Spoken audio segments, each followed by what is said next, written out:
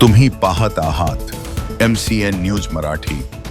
बुलढाणा जिल्ह्यातील खामगाव शेगाव रोडवर 7 मे रोजी दुपारी 1 वाजताच्या सुमारास कारने दुचाकीला दिलेल्या धडकेत परतवाडा येथील महेश शंकरराव राऊत यांचा जागीच मृत्यू झाला।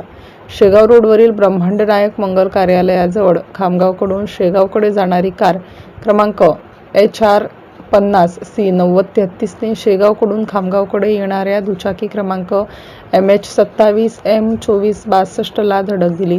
धडकेत दुचाकी चालकाचा जागीच मृत्यू झाला। दुचाकी चालकाच्या खिशात वाहन चालविण्याचे लायसन्स होते।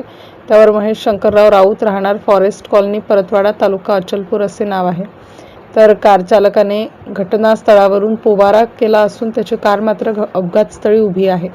त्यामध्ये जडीबुटीचे साहित्य असल्याचे समजते। अपघातामुळे रस्त्याच्या दोन्ही बाजूने वाहनांच्या रांगा लागून काही वेळ वाहतूक ठप्प झाली होती। घटनेची माहिती मिळताच शहर पोलीस स्टेशनचे कर्मचारी घटनास्थळी दाखल होऊन त्यांनी या अपघाताचा पुढील तपास ते करीत आहेत। MCN न्यूज मराठीकरिता राहुल पाटील मुंढे, खामगाव।